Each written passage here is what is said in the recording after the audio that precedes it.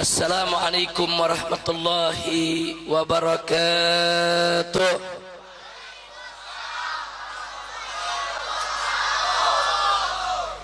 Bismillah walhamdulillah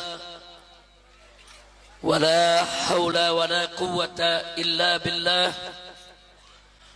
Ashhadu an la ilaha illallah wahdahu la syarika lah.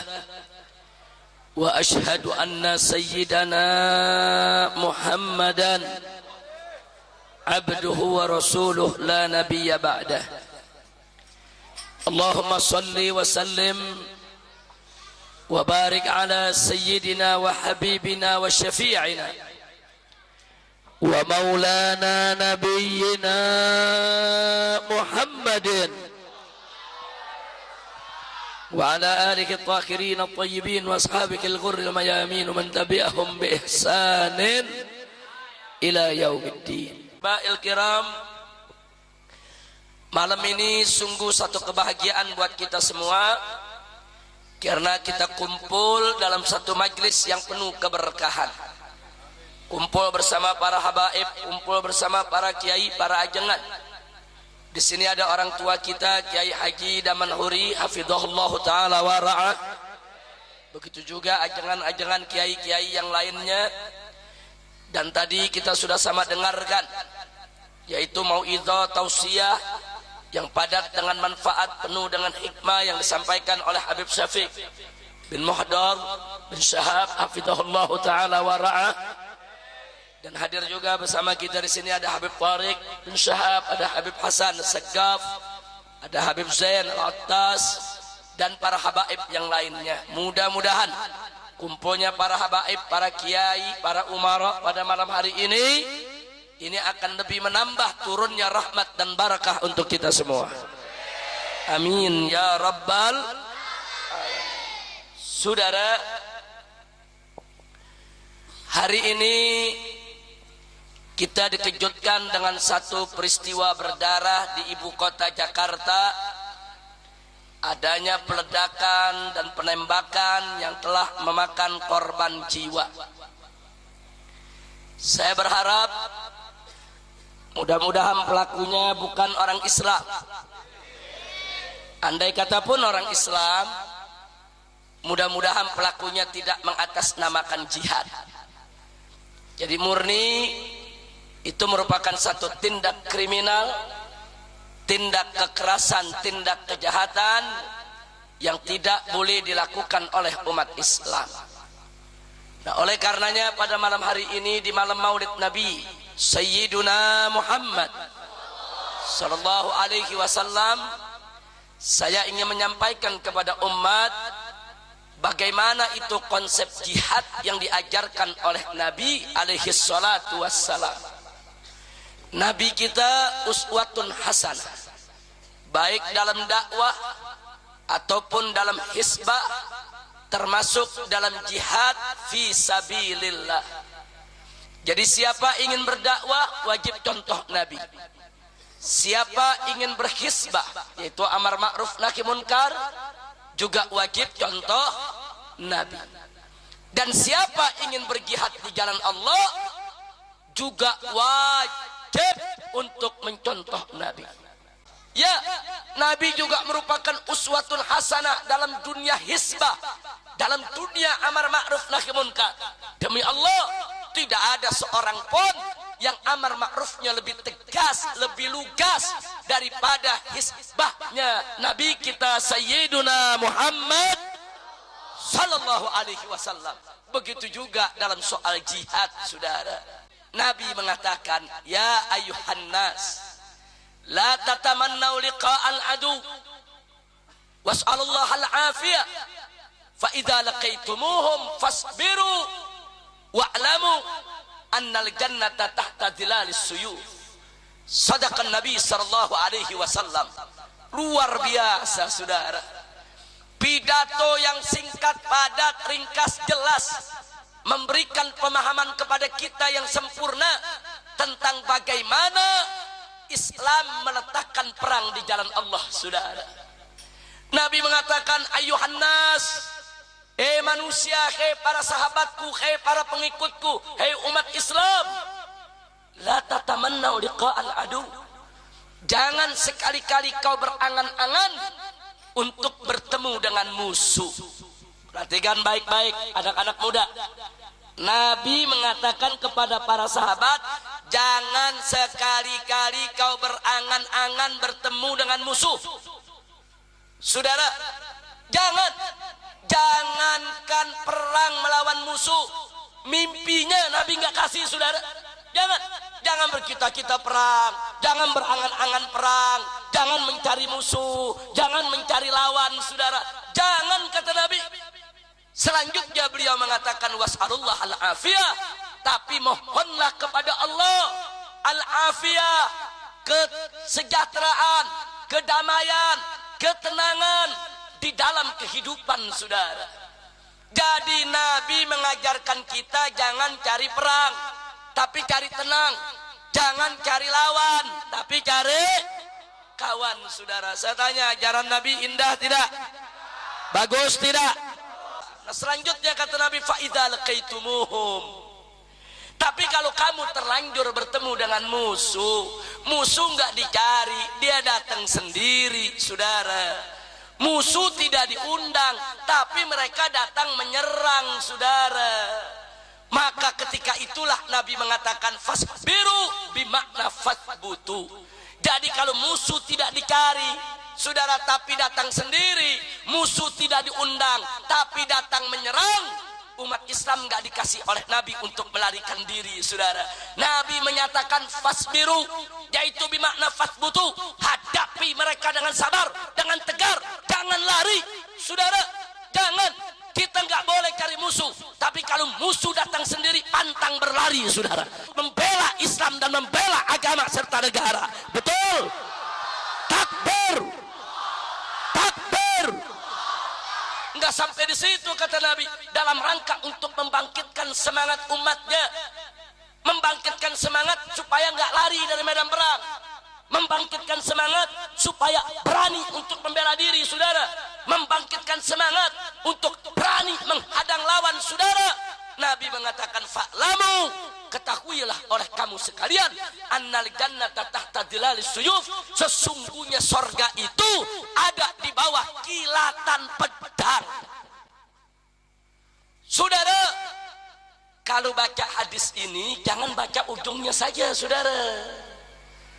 Ini banyak orang hadis dikorupsi. Dia baca hadis ujungnya doang, saudara. Innal jannata tahta dhilalis suyuf, sesungguhnya sorga itu ada di bawah kilatan pedang. Seolah-olah Islam ini agama pedang, Islam ini agama perang, Islam ini nggak suka tenang. Fitnah. Itu hadis nggak begitu, saudara. Baca hadis dari pertama, saudara.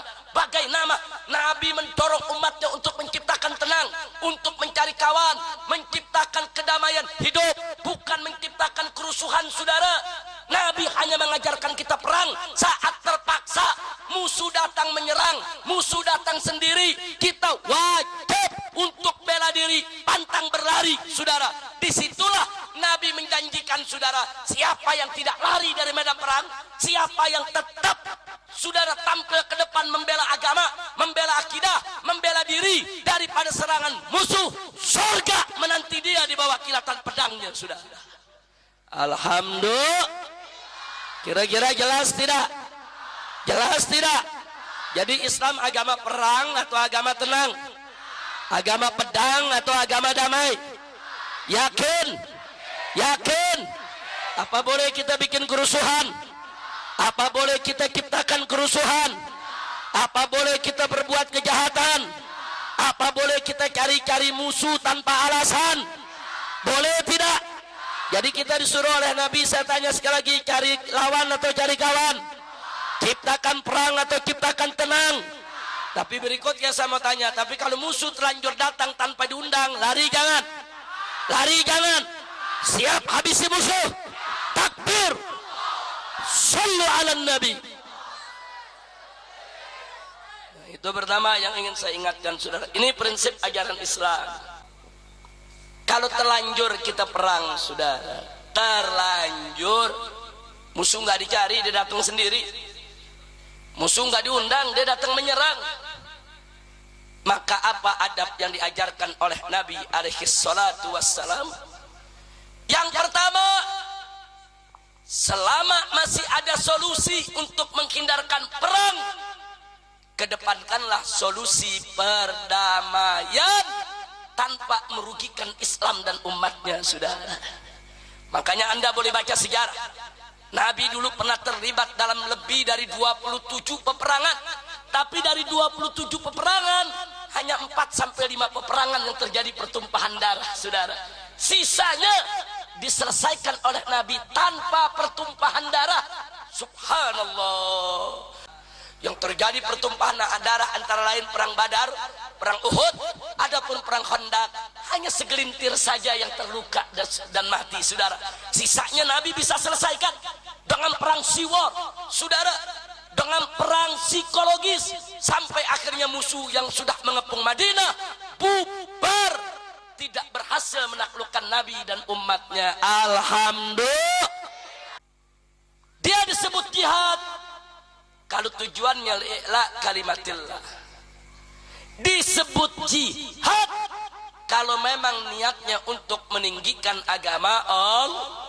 Tapi kalau tujuannya untuk popularitas, kalau tujuannya hanya untuk politik semata, kalau tujuannya hanya ingin menciptakan ketakutan yang masif meluas di mana-mana, kalau tujuannya hanya untuk dunia, bukan jihad.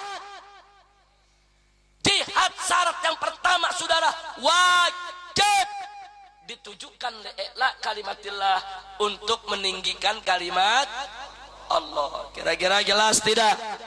Yang kedua, saudara, jihad tidak boleh melanggar aturan syariat, saudara. Artinya apa? Jihad itu nggak boleh sembarangan main bunuh orang. Jihad itu nggak boleh sembarangan merusak dan menghancurkan, saudara, sesuatu, nggak boleh.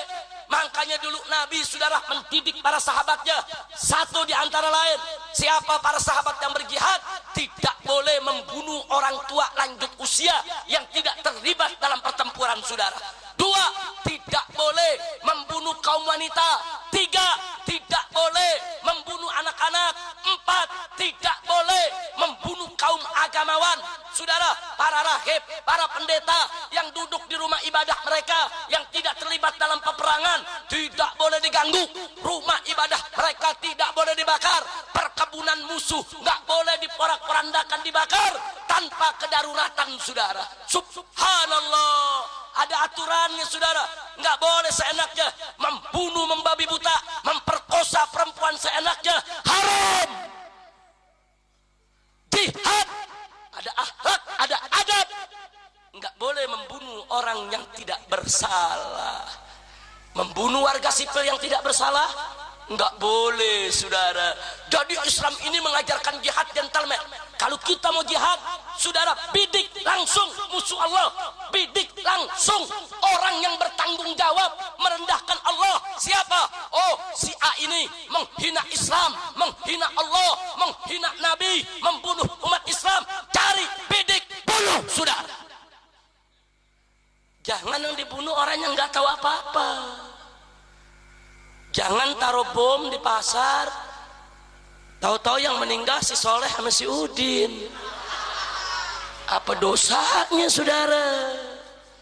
Kira-kira jelas tidak? Paham tidak? Jadi kalau taruh bom meledak, yang meninggal si Rahmat, Asep, Encep, orang yang nggak tahu apa-apa, kesian tidak? Saya mau tanya, itu jihad atau jahat? Jihad atau jahat? Itu bukan jihad, itu jahat. Kalau mati, mati syahid apa mati sangit? Mati sangit, saudara. Makanya ini anak-anak muda, maaf, kenapa saya tujukan anak-anak muda? Anak-anak muda ini kan lagi masuk masa mencari jati diri. Ingin menunjukkan, wah, aku pemuda, aku lelaki, aku punya keberanian. Kadang-kadang mereka terprovokasi. Bener nih, ente berani mau uji nyali? Bagaimana uji nyalinya? Ayo kita bawa bom. Anak muda digituin, saudara. Kadang-kadang mereka terpancing, mereka pikir ini uji nyali. Oh, berani, gua nggak takut sama bom. Ayo, mana bomnya? Pasang di badan. Hanya sekedar untuk uji nyali. Dia ledakan dirinya, dia terjebak, dia terpancing oleh kelompok-kelompok jahat yang ingin merusak generasi muda kita. Betul? Maka itu saya ingatkan kepada anak-anak muda kita, jangan terjebak. Betul?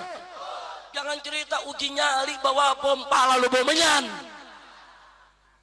Anak muda di Gadok, Kampung Rawa, kalau mau uji nyali nggak usah jauh-jauh, naik ke Gunung Pangrango, naik ke Gunung Gede, hiking pakai tambang, panjat itu tebing, saudara.